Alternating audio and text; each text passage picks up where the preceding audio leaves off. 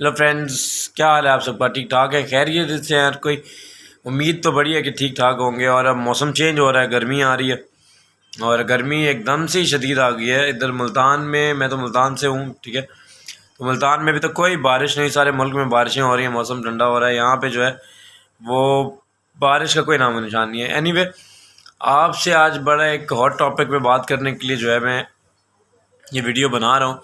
और वो टॉपिक सबको पता होगा, क्योंकि आजकल सब का ध्यान जो है उसी तरफ था, क्योंकि हमारे मुल्तान से ताल्लुक़ रखने वाली एक पॉलिटिकल फैमिली से बिलोंग रखने वाली पर्सनालिटी वो चेयरमैन सेनेट का इलेक्शन लड़ रहे थे। कुछ दिन पहले वो सेनेट का इलेक्शन जीते, जो कि एक बहुत बड़ी जीत थी उनकी, क्योंकि हुकूमत को हरा कर वो अपनी मतलब उन्होंने जीत जो है वो लेके आए थे, वो जीत के सेनेट में आए थे। और एक बहुत उम्मीद थी कि अब वो चेयरमैन सेनेट बनेंगे। उसकी वजह क्या थी?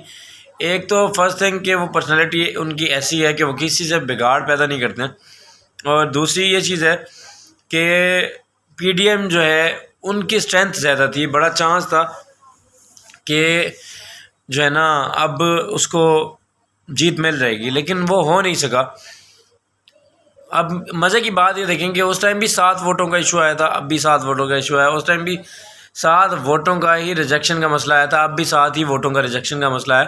लेकिन फ़र्क क्या हुआ, उस दफ़ा जब 7 वोट रिजेक्ट हुए तो उस दफ़ा 7 वोट रिजेक्ट होने से फ़ायदा हुआ गिलानी साहब को, और आज वही 7 वोट रिजेक्ट होने से नुकसान हुआ गिलानी साहब को, ठीक है। अच्छा, मज़े की बात यह है कि आप ये देखें कि इन्हीं लोगों को सेनेटर के इलेक्शन में, जब सेनेटर बना था गिलानी साहब ने, उस टाइम पे इन लोगों को वोट डालना आता था, ठीक है।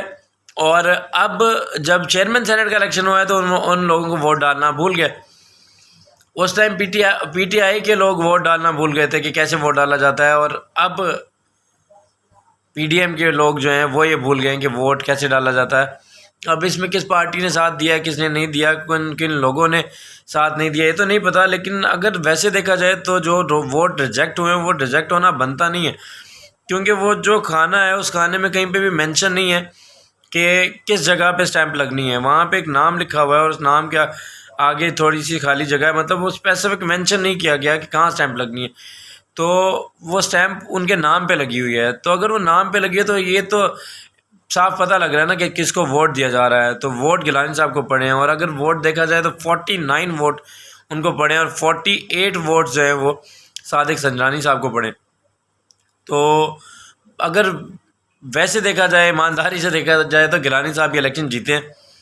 और ये हुकूमत के ऊपर जो है समझ लें कि स्लैब था, लेकिन बात वही है कि हुकूमत वक्त है तो वो कुछ भी कर सकते हैं, तो डले हुए वोट को भी रिजेक्ट करवा सकते हैं।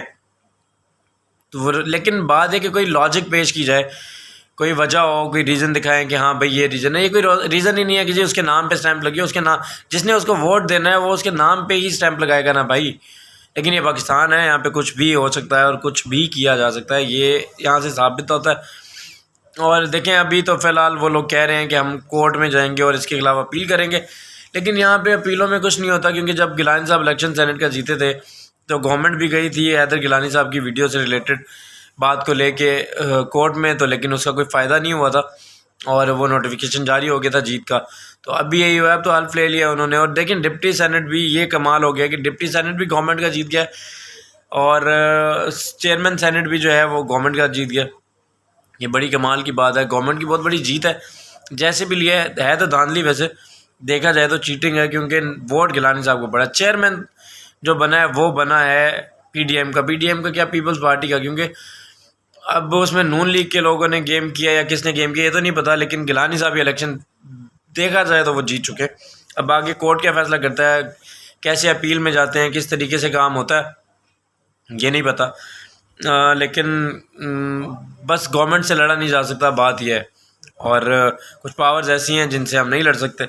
एनीवे, अब देखें आगे इस चीज़ में इस रिलेटेड मज़ीद क्या करते हैं ये लोग। खैर, अब एक टॉपिक पे मैं आपसे जो है बड़ी मज़े की बात है वो ये है, जो मेरे दिमाग में चल रही है काफ़ी देर से, कि पीडीएम के वोट ज़्यादा थे हर तरीके से, चेयरमैन जो डिप्टी चेयरमैन था उसमें तो कंफर्म जो वोट बनते थे वो पीडीएम के साथ ज़्यादा थे, लेकिन मसला ये है कि मौलाना साहब को शायद कोई सपोर्ट नहीं करना चाह रहा था, चाहे वो पीपल्स पार्टी हो चाहे वो नून लीग हो।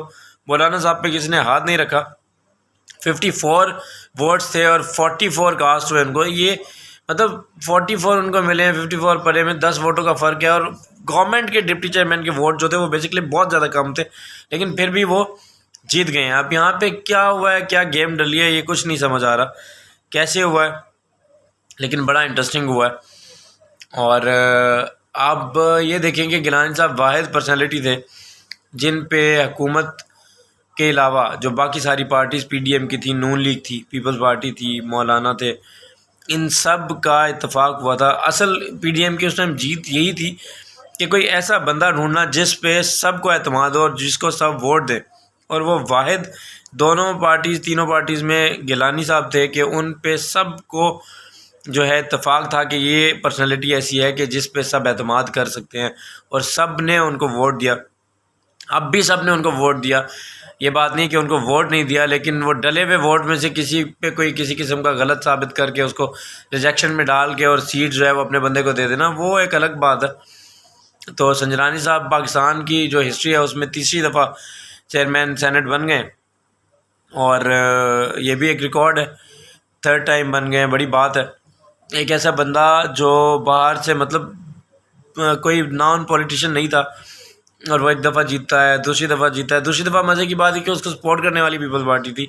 जब दूसरी दफ़ा सादिक संजरानी चेयरमैन बने थे तो वो बने थे पीपल्स पार्टी की सपोर्ट पे, और बिलावल भुट्टो साहब ने उनको प्रॉपर मिठाई भी खिलाई थी। और अब वही सादिक संजरानी जो हैं वो हमको ही हरा के चले गए। खैर उन्होंने हराया नहीं है, फिज़िकली और लीगली अगर देखा जाए तो वोट गिलानी साहब को उनसे बहुत ज़्यादा पड़े, और आगे क्या होता है क्या नहीं होता ये नहीं पता। लेकिन जिस तरीके से हम कहते हैं ना धांधली, अगर वोट बिकता है, हम कहते हैं कि जी एक बिरयानी की प्लेट पे एक आम बंदा वोट बेच देता है, और बिरयानी की प्लेट पे आम बंदा तो वोट बेच देता है कि जी साइकिल पे, मोटरसाइकिल पे कुछ 2-4 हज़ार लेके वो अपना वोट बेच देता है। तो एक आम बंदे में, एक एमएनए में, एक सेनेटर में फ़र्क तो कोई नहीं रह गया। वोट तो सब मतलब सब ही बेच रहे हैं ना, हर कोई वोट ही बेच रहा है, बस उनकी कीमत ज़्यादा है। यहाँ पे बिरयानी की प्लेट पे वोट बिकता है और वहाँ पे करोड़ों अरबों रुपये पे वोट बिकता है, मतलब कीमत सबकी है। ठीक है, ये एक फैक्ट है जो हमारे सामने है। बाकी मज़ीद आपसे फिर बात करेंगे, अभी सोने का टाइम हो गया, रात हो गई है, रात का टाइम हो गया, तकरीबन 1 बज गई है, और अब मुझे नींद तो नहीं आ रही, बोर हो रहा था काफ़ी। आपसे मज़ीद क्या बातें करूँ कुछ समझ नहीं आ रहा, क्योंकि अभी का अपडेट तो यही था। हाँ, एक और चीज़ थी, इंडिया का मैच था आज इंग्लैंड के साथ। इंडिया क्योंकि हमारा पुराना जो है दुश्मन है, तो उसको इंग्लैंड ने बड़ा बुरी तरीके से आज हरा दिया, उनको ज़्यादा ही कर दिया। वैसे कोई बात नहीं, चले अच्छा ही हुआ जो हुआ। अब पाकिस्तान की सीरीज़ आगे स्टार्ट हो रही है, तो देखते हैं उसमें क्या होता है। पीएसएल बेचारा तो जो है वो ज़ाया हो गया हमारा, अब आगे देखें क्या बनता है क्या नहीं बनता। कुछ सियासत, कुछ खेल, कुछ हर चीज़ मिक्स चल रही है, क्योंकि मौसम, हालात, काम सब ऐसे ही चल रहा है। तो मज़ीद जब कोई चीज़ होगी तो आपसे ज़रूर शेयर करूँगा, और कल इंशाल्लाह नेक्स्ट व्लॉग अपना जो भी बनाऊँगा, जो भी एक्टिविटी होगी उसमें आपसे फिर करेंगे गपशप। तब तक के लिए अल्लाह हाफ़िज़, बाय बाय।